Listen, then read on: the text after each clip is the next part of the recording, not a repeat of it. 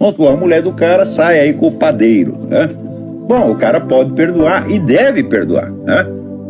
Porque Jesus Cristo ensinou que a gente deve perdoar não 7 vezes, mas 7 vezes 70. E o sujeito não tem que provar que ele sabe fazer aquilo que ele já fez. Não tem mais homem nesse país, só tem boiola, é um negócio medonho. Daí houve lá aqui o professor, não sei o que, falando do bóson de Higgs, a partícula de Deus, etc, etc.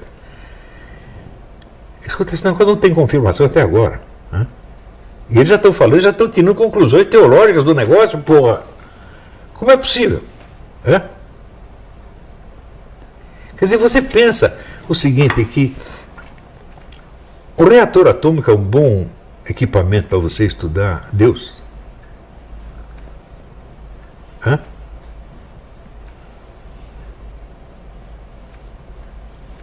Você acha possível? Use um reator atômico para você aprender a linguagem dos papagaios. Você não consegue, é? Então, o cara ficou 50 anos no reator atômico e vem me falar de Deus? Porque você não percebe que isso é uma besteira fora do comum, então ele é burro. Gente, que não existe de cientista burro ganhando o prêmio Nobel é uma coisa grande.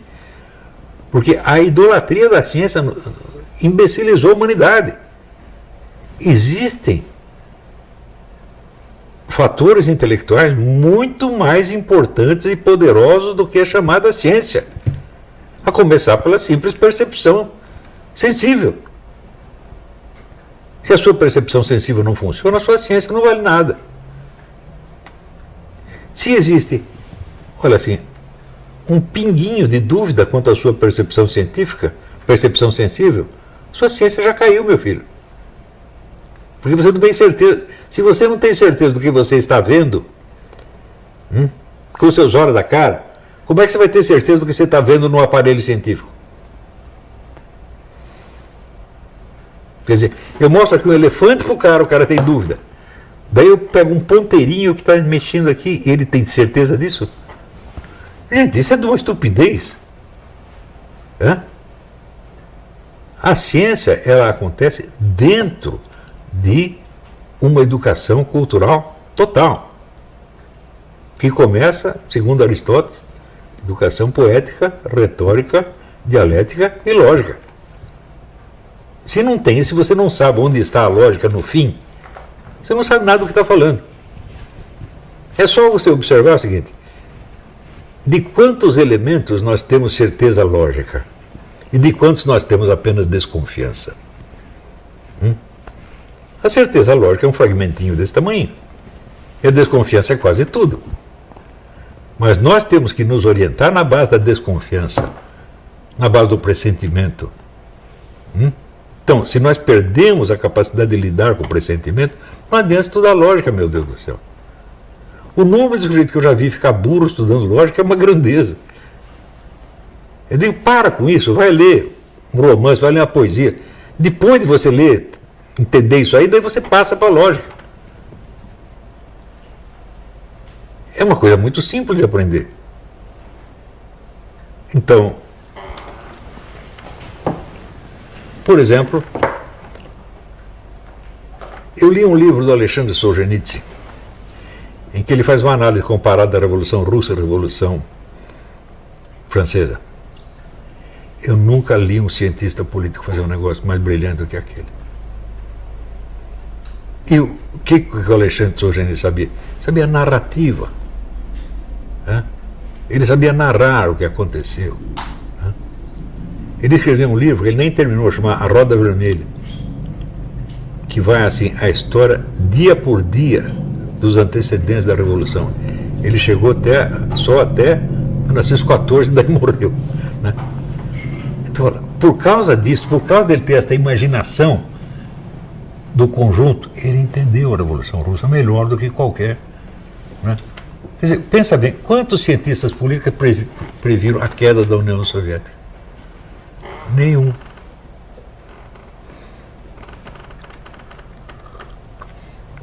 Nenhum. Eu já contei para vocês. Né?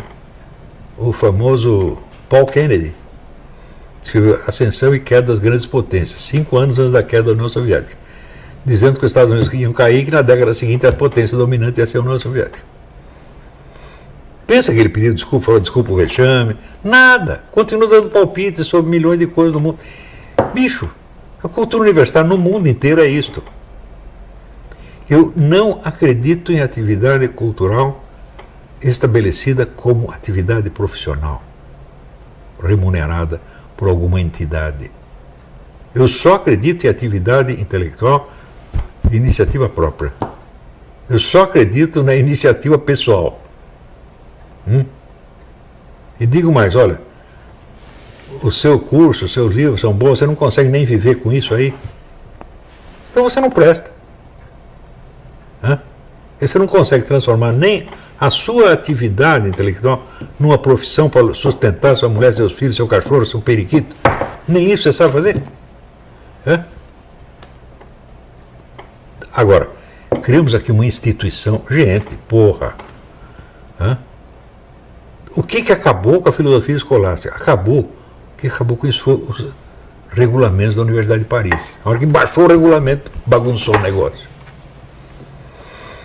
A escolástica só continuou funcionando em Portugal e Espanha, onde não tinha regulamento nenhum. Então, quanto mais você tem esta aparência gloriosa da hierarquia funcional, mais você está longe da verdade, gente. Então, por isso, olha, eu me regozijo, eu me cumprimento a mim mesmo, tá certo? Pela minha esperteza de quando eu era jovem, eu pedir a Deus, Deus, eu quero entender isso aqui, ainda que eu não consiga contar para ninguém. Se eu não tivesse feito isso, eu nunca teria entendido nada, porque eu ia condicionar o meu entendimento à audição dos outros. Eu ia ter que falar não o que eu estou vendo, mas o que os outros querem que eu diga. Eu ia errar bonitinho igual a eles todos. Então, quando fala assim, não, mas ele não tem curso superior, eu falo, você é besta de que eu ia fazer um curso superior no Brasil?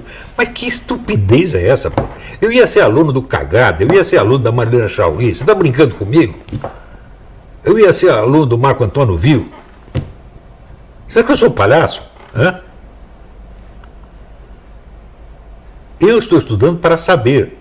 Eles estão estudando para arrumar um empreguinho. É simples, né? Eu não precisava de empreguinho, meu filho. Eu era jornalista, eu ganhava bem como jornalista. E naquele tempo o jornalista só trabalhava 5 horas por dia. Me sobrava horas para estudar todo dia. Foi por isto que eu consegui saber alguma coisa. Por isto e só por isto. Se alguém acha que o fato de eu não ter um diploma ou um curso universitário é uma objeção contra mim, você é uma besta quadrada. Você não merece que eu lhe dirija a palavra. Qualquer sujeito que precise de instrução universitária brasileira é uma besta quadrada. Porque você não é capaz de adquirir por si o conhecimento necessário. Então você vai pedir para um sujeito que não tem conhecimento nenhum para ele te ensinar o que ele não sabe. E pior, você vai aprender a obedecer o cara.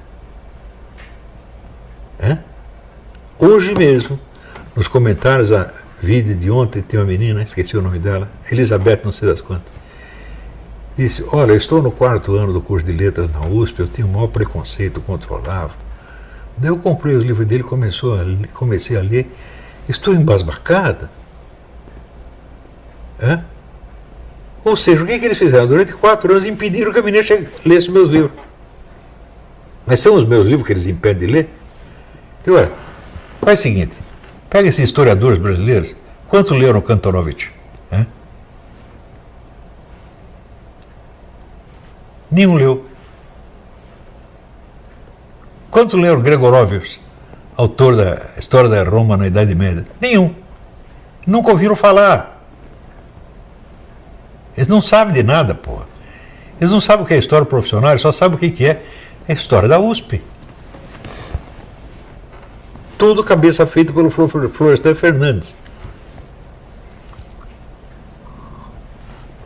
Que o famoso guerreiro Ramos, esse sim, um homem brilhante, diz o seguinte, o problema do Florestan é simples, ele é burro. Esse virou o guru sociologia, da história. Então, por isso, até hoje não saiu um livro que preste. Porque uns só estão interessados em reforçar a mitologia comunista e outros estão interessados em fazer babação de ovo perante o seu orgulho corporativista. Assim não dá, porra. Hã?